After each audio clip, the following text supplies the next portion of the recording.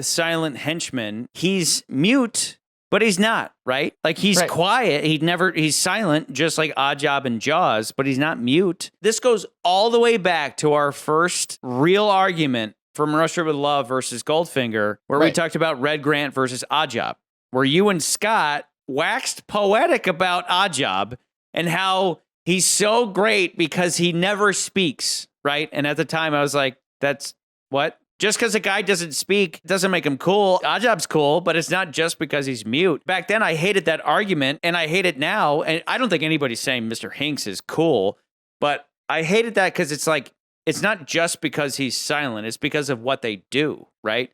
And Mr. Hinks is just like, there's nothing behind this guy. Scott later admitted that he only likes Oddjob because of GoldenEye 64. Like, after that episode, he admitted that. I was like, you asshole. I hope somebody kidnaps you and ties you up somewhere sometime, Scott. But Oddjob is cool. Don't get me wrong.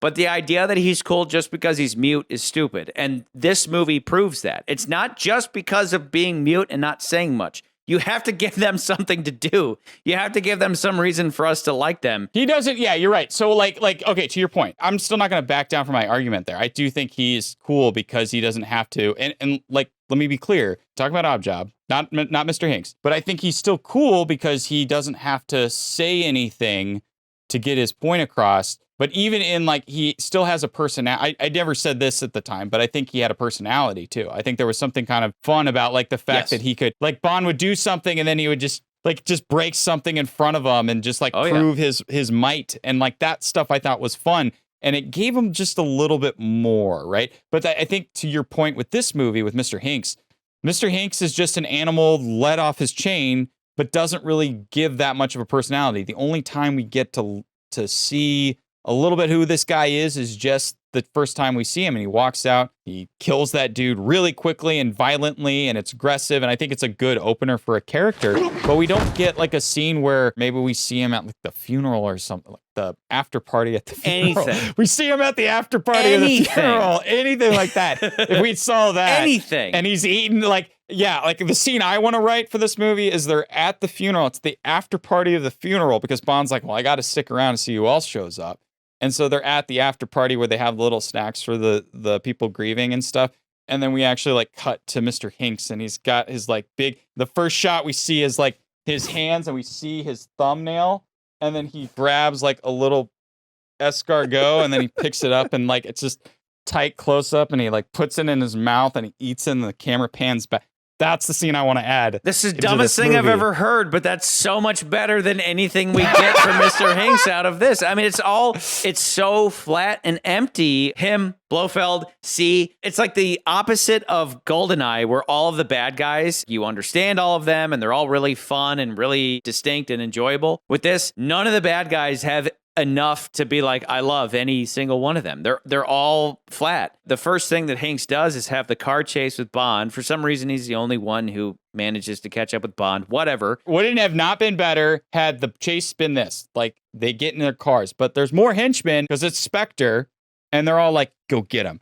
And they all get into these nice, like it's Fast and the Furious basically in Rome, right? Yeah. And they're all in these cars, and Bond gets in the DB10, and he's driving, and it's not just a one-on-one. It's like and there's all these cars, and they're all racing after him. And then, lo and behold, Bond has all the cool gadgets. The first time in a Craig movie, we see that, and he's taking out one by one all these cars. Dude, what if Hinks was taking out other Spectre guys because he wants to be the one to kill Bond? Even better. That would have been cool. That would have been awesome. And then, and then it would have been like just down to the last two cars. How cool would that have been? But we didn't get that. But instead, the car chase is the first goofiness in the Craig era that we see. Yes, the Craig era has seen some humor. You can have humor in the darkest of times. Levity, yes. Right. Are you going to take this or make me wait? Certainly, sir.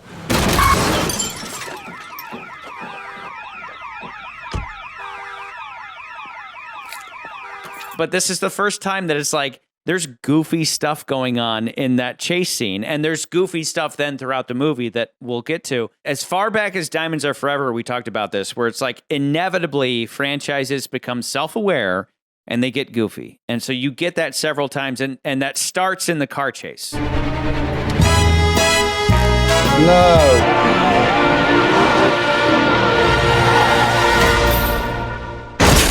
So that gets goofy, but it does lead to one of the coolest Bond moments ever. I love when Bond lands with the parachute. It's so smooth and badass. It's very Brosnan. Right? It's very this. Yes. It's very Brosnan.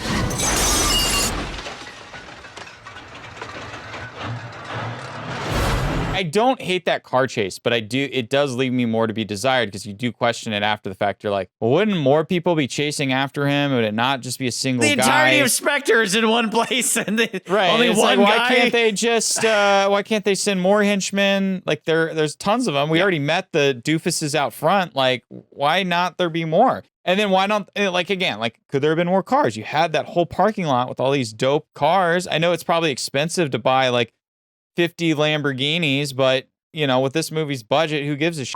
You know? Yeah. Like, why not?